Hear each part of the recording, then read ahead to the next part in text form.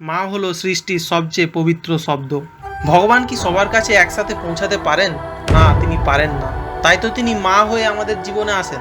ভগবান বড়ই দয়ালু, এমনকি বলা যায় তিনি দয়ার উৎস। তার অঙ্কুরিত স্নেহ, যত্ন আর আত্মত্যাগ যেন একত্রিত হয়ে এক রূপ নেয়, আর সেই রূপ হলো মা।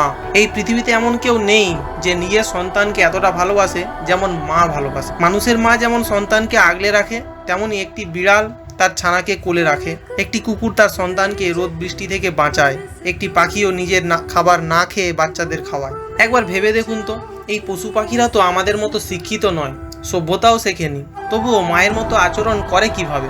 কেনই বা করে? কারণ সেই মুহূর্তে তাদের মধ্যে স্বয়ং ভগবান প্রবেশ করেন।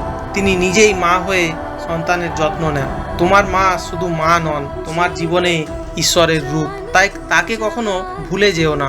আজকেই তাকে জড়িয়ে বলো, মা, আমি তোমাকে ভালোবাসি।